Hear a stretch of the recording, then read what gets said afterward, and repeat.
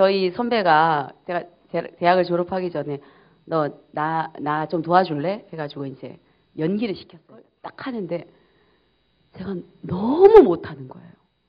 그러니까 못해서 그냥 못해서 어느 정도 나 혼자 못할 정도가 아니라 못해가지고 이 전체 분위기가 제가 나온 한 5분 정도, 5분 10분 정도밖에 안 나오는 역할이었음에도 불구하고 그 5분 10분이 완전히 죽은 시간으로 제가 이 관객의 시간을 완전히 빼앗고 있구나.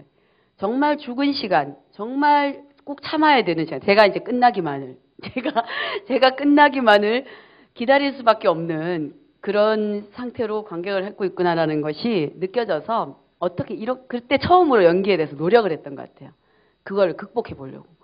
너무 창피해가지고 너무 부끄럽고 그래서 했는데 공연이 끝날 때까지 거의 한 달 공연했는데 못했어요. 해결을 못했어요. 근데 역할도 작고 제가 제일 막내고 뭐 학생이고 이러니까 아무도 저를 탓하지 않았지만 제 마음속에는 여기 온 그때 동숭아트센터 소극장이었는데 한 번에 그래도 한 100명은 넘게 들어오는데 그 사람들의 시간을 그렇게 무의미하게 선택할 수도 없는 그 시간을 제가 무의미하게 낭비했다라는 생각 때문에 그거에 대한 죄책감 때문에 엄청나게 한 달 내내 괴로웠어요. 그리고 난 다음에 연극을 해야겠다. 연극을 공부해 봐야겠다. 연극이라는 것은 내가 생각하는 내가 이제까지 내 짧은 머리나 감성으로 생각하는 정도의 세계가 아니었구나. 이렇게 하면 되지 않아 라고 생각하는 게 아닌 뭔가 내가 아직은 모르지만 잡을 수 없는 저 하늘의 별처럼 분명히 반짝이고 있는 무언가가 있구나.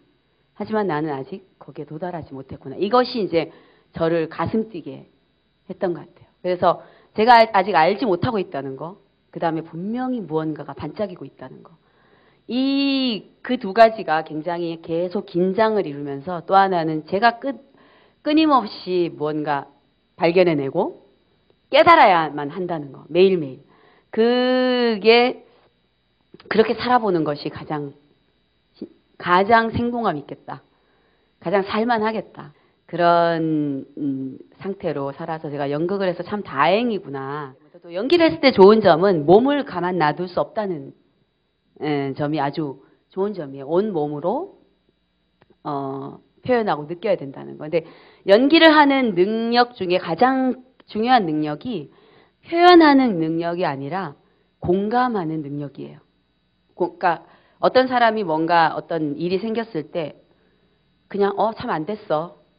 이 정도로 끝나느냐 아니면 막 가슴에 뭐 어떤 물질이 막 올라와가지고 물이 일어난다거나 불이 확 일어난다거나 하는 그런 상태를 몸으로 공감할 수 있는지 없는지가 이제 연기를 계속 할 수 있는지 없는지랑도 굉장히 여기 이제 연기 지망생들도 꽤 있으신 것 같은데 그 능력이 기술 이전에 다른 사람의 이야기, 다른 사람의 뭐 즐거움 혹은 다른 사람의 고통에 대해서 진짜로 몸으로 공감할 수 있는가? 배우는 특히 몸으로 공감할 수 있는가라는 것이 굉장히 큰 관건인 것 같아요. 연기가 연기 속에 갇히고 연극이 연극 속에 갇히는 것을 굉장히 두려워해요. 그래서 그걸 알아야 하기 때문에 오히려 연기를 하면서 오히려 일상이나 다른 삶들을 많이 보게 되는 것 같습니다. 근데 이 일상과 이제 연극의 이제 얘기를 하다 보면 가끔 저희 그 단원들이나 후배들 중에 전 평범한 생활을 하고 싶어요. 전 평범한 생활을 하고 싶어서 연극을 안 할 거예요. 뭐 이런 얘기를 하는 경우들이 있어요. 그러면 이런 얘기를 해요. 평범함만큼 추상적인 것은 없다고 생각해요. 저는 여기 나와 있는 여러분이 평범한 분은 한 분도 없다고 생각해요. 그냥 추상적인 의미에서 평범함은. 그래서 사실은 배우들이 이제 여기 배우 지망생들께서도 혹시 그런 함정에 빠지기 쉬운데 할머니는 없어요. 이 세상에. 옆집 할머니, 뒷집 건너 어디 사는 목소리가 어떤 할머니가 있을 뿐이지 그냥 할머니는 없어요. 어떤 특정한 할머니가 있을 뿐이죠. 어떤 특정한. 그러니까 그냥 장군은 없죠. 어떤 것에 특정한 그 바로 구체적인 한 사람을 했을 때 관객들이 장군이다, 할머니다 하는 것처럼 제가 평범하게 살고 싶어요라고 하는 그 평범함이라는 것은 굉장히 추상적인 거라고 생각합니다. 그러니까 일상도 어떻게 보면은 어떤 의미에서는 굉장히 추상적인 것이 아닌가. 우리가 생각하는 일상도 제각각이고 다 다르기 때문에 결국은 굉장히 평범하다고 생각되는 그 안은 사실은 완전히 다 색깔이 다른, 자세히 보면 그런 걸 갖고 있다고 생각하고요. 그 자기 일상 속에서 무엇을 발견해내느냐, 어떤 그 정말 탐험했다라고 느끼는, 이걸 찝어냈어, 난 이걸 발견했어라고 느끼는 것을 어떻게 발견해내느냐가 그 사람의 시간, 일생을 어떻게 만드는지랑 분명히 관계가 있다고 생각해요. 그래서 스타니슬랍스키가 이런 말을 했다 그러는데 어디서 책에서 읽었는데, 천재 배우에게 영감은 매일 일어난다. 그리고 내가 매일 아는 어떤 그 친구나 뭐 가족을 봐도 그냥 그렇구나가 아니라 그 속에서 또 발견해내는 것들을, 영감의 순간을 발견해내는 거죠. 그리고 그래도 좀 괜찮은 배우들은 일주일에 한 번 그 발견의 순간이 일어난다. 일주일에 한 번 정도, 오늘은 좀 다르게 보이는데? 오늘 내 친구가 좀 달라 보여. 이런 거. 그다음 오늘 나한테 늘 일어나던 것이 다른 각도로 보이는, 다른 어떤 신선한 영감을 주는 각도로 보이는 이게 일어난다. 정말 좀 둔재한테는 한 달에 한 번 정도 일어난다. 한 달에 한 번, 오늘 기분이 왜 이렇지? 오늘 뭔가 다르게 보여. 내가 오늘 좀 괜찮아 보여. 라든가 이런 게 일어난다. 그리고 연기를 할 수 없는 사람, 연기를 해서는 안 되는 사람들에게는 명절 때나 일어난다.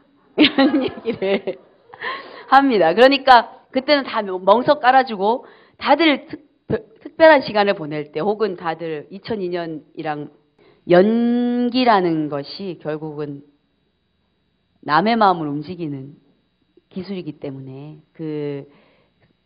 자기 혼자가 아닌 남의 마음을 움직이는 기술이기 때문에 그런 거랑 관련돼 있지 않나. 그리고 삶과 밀착돼 있는, 그래서 보통 저희끼리 연극은 좀 예술 중에서 한 반 예술이야, 반 정도만 예술이야 이런 얘기를 하기도 해요. 음악은 고도의 예술이죠. 음악의 선율 그 자체만으로도 그 사람의 삶과 상관없어요. 사실은 어쩌면 그 선율, 그러니까 천재가 있죠. 천재적인 거 그냥 선율을 이렇게 쓰면, 작곡을 해놓으면 그 사람의 삶이 어떤 거에 상관없이 그것이 이미 예술로서의 어떤 그걸 차지한다면, 미술이 또 그렇다면, 연극은 그런 의미에서 굉장히 어떤 절대적인 미학을 따라간다기보다는 인간의 삶, 인간이 갖고 있는 이 주름살, 얘 갖고 있는 작은 미세한 근육들을 가지고 관객이 좋다, 아니다 평가한다는 거죠. 좋다, 아니다로. 그리고 관객이 공감을 얻는 그것만이 사실은 주로 가치가 있기 때문에, 그러니까 연극은 한 30년 뒤에 그 연극이 좋았어 이렇게 발굴되는 경우는 별로 없죠. 지나가 버렸으니까. 그래서 그 순간 지금 있는 관객들의 마음을 움직여야 한다는 거, 이제 그게 사실은 삶에 있어서 적용하는 걸 생각해 봐도 굉장히 큰 부분을 차지하고 있지 않나, 그런 생각을 합니다.